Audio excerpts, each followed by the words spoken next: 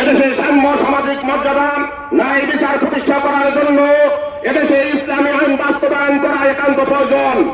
সম্মানিত হাজরেন, আমরা এই স্বাধীনতার পর থেকে অনেক নেতার পরিবর্তন দেখেছে। আমরা দেখেছি শেখ মুজিবুর রহমানের শাসনামল, আমরা দেখেছি জিয়াউর রহমানের শাসনামল, আমরা দেখেছি বেগম জিয়ার শাসনামল, আমরা দেখেছি স্বৈরাচারের সাদের শাসনামল, আমরা দেখেছিলাম শেখ হাসিনার শাসনামল। কিন্তু এদেশের মানুষের কোনো ভাগ্যের পরিবর্তন হয় নাই, এদেশের কোনো উন্নয়ন হয় নাই। সম্মানিত হাজরেন, অনেক দলের পরিবর্তন দেখেছে। আমরা দেখেছি মুসলিম লীগ, আমরা দেখেছি আওয়ামী লীগ, আমরা দেখেছি জাতীয় পার্টি, আমরা দেখেছিলাম এই 4 দলীয় ঐক্যজোট, আমরা দেখেছি বিএনপির শাসনামল। কিন্তু এদেশের মানুষের কোনো ভাগ্যের পরিবর্তন হয় নাই, এদেশের কোনো উন্নয়ন হয় নাই।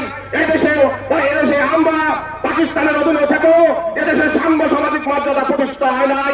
এদেশে তার প্রেক্ষাপটে 1971 সালে রক্তপায়ী সংগ্রামের বিনিময়ে 30 লক্ষ শহীদের বিনিময়ে 3 লক্ষ মামুনদের ইজ্জতের হানির বিনিময়ে এই দেশে ইসলামী আইন বাস্তবায়ন করা সম্ভব হয় নাই। সম্মানিত হাজরেন, ঠিক তখনই যখন বাংলাদেশ স্বাধীন বাংলাদেশ বিশ্বের মানচিত্রে অর্জন করার পর এদেশের সংবিধানে যখন আর্টিকেল 27 উল্লেখ হয়েছিল, all citizens are equal before law and are entitled to equal protection of law, প্রত্যেক মানুষ আইনের দৃষ্টিতে সমান, প্রত্যেকে আইনের সমান আশ্রয় লাভের অধিকারী।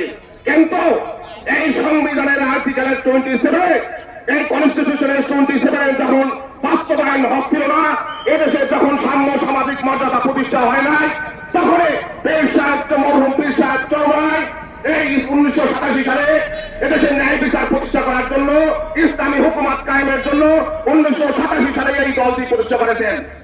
এই দলটি প্রতিষ্ঠা করার পর আমাদের আন্দোলন সংগ্রামের বিনিময়ে, আমাদের ঐক্যের বিনিময়ে, আপনাদের ভালোবাসার বিনিময়ে এই ইসলামী আন্দোলনটি বাংলাদেশের ভিতরে এখন উর্বরযোগ্য দলে পরিণত হয়েছে। সম্মানিত হাজরেন, স্বাধীনতা 53 বছর পরেও এই বাংলার মাটিতে ইসলামী দলগুলো ক্ষমতা আসতে পারে নাই। এর কারণ হলো যখনই নির্বাচন আছে, এই 53 বছরে এই বাংলার মাটিতে যে কয়েকটি নির্বাচন হয়েছিল সূক্ষ্ম কারচুপির মাধ্যমে বিভিন্ন দল ক্ষমতায় এসেছিল। আর বাংলার মাটিতে যদি অবাধ সুষ্ঠু গ্রহণযোগ্য নির্বাচন হতো, তাহলে এই বাংলার মাটিতে ইসলামিক দল, ইসলামী আন্দোলন ক্ষমতায় আসত। এই 1987 সালে 37 বছরও এই ইসলামী আন্দোলন আমরা ক্ষমতায় আসতে পারি নাই, এই সংখ্যাপরিক মত লক্ষ্যের কারণে। সম্মানিত হাজরেন, আগামীতে এখন আন্তর্জাতিকালীন সরকার চলমান, আমরা আন্তর্জাতিকালীন সরকারের কাছে উদাত্ত আহ্বান করব, আপনারা এই বাংলার মাটিতে অতীতের ন্যায় নয় অবাধ সুষ্ঠু গ্রহণযোগ্য নির্বাচন দিবেন। সকলের অংশগ্রহণ নির্বাচনে যদি ফ্রি অ্যান্ড ফেয়ার নির্বাচন হয়, আমি মনে করি এই বাংলার জনগণ মনে করে আগামী নির্বাচনে ইসলামী আন্দোলন ক্ষমতায় আসবে। এই দেশে আমর বিল মারুফ নাহি আনিল মুনকার প্রতিষ্ঠা হবে। সম্মানিত হাজরেন, এই প্রতিষ্ঠার জন্য আমাদের ইসলামী জোটের ঐক্যবদ্ধ প্রয়োজন। সর্বস্তরে নীলগঞ্জ ইউনিয়নের প্রত্যেকটি পাড়ায়, প্রত্যেকটি ঘরে ঘরে, প্রত্যেকটি মহল্লায় ইসলামী আন্দোলন দুর্গ করে তুলতে হবে। আমার মনে রাখতে হবে, বাঁধার গাছ লাগিয়ে কখনো আমের আশা করা যায় না, 2 নাম্বার জমিতে কখনো 1 নাম্বার ফসলের আশা করা যায় না। সম্মানিত হাজরেন, 2 নাম্বার ওস্তাদের কাছে কখনো 1 নাম্বার শিষ্যের আশা করা যায় না।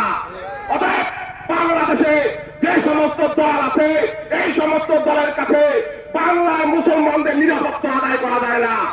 এদেশের মানুষের ভাগ্যের পরিবর্তন হলে, সাম্য সামাজিক মর্যাদা ন্যায় প্রতিষ্ঠা করতে হলে, আমর বিল মারুফ নাহি আনিল মুনকার প্রতিষ্ঠা করতে হলে এই বাংলার মাটিতে ইসলামী আন্দোলনকে ক্ষমতায় আনতে হবে। আপনাদেরকে বলতে চাই, কারণ আল্লাহ পাকের বিদায় আমরা জানি আমরা ইসলামী শক্তিকে বঞ্চিত, আমরা জাতি শক্তিকে বঞ্চিত। সম্মানিত হাজরেন, যারা আল্লাহর মানবে তাদের কোনো ভয় নাই। আল্লাহ পাক কোরআনে বলেন, ফামান তাবিআ হুদা ফালা খাউফুন আলাইহিম ওয়া লা হুম ইয়াহজানুন। যারা আল্লাহর মানবে তাদের কোনো ভয় নাই, চিন্তাও নাই, আর তাদের মান সম্মান বৃদ্ধি পাবে। অতএব মন্তাসা অতজল্য মন্তাসা বিয়াতিকাল ভাইয়ের ইন্দাকা আলা কুল্লি শাইইন কদির। সম্মানিত হাজিরিন, আজকে আমাদের সেই আজকের প্রধান অতিথি মহোদয় এখানে আছে।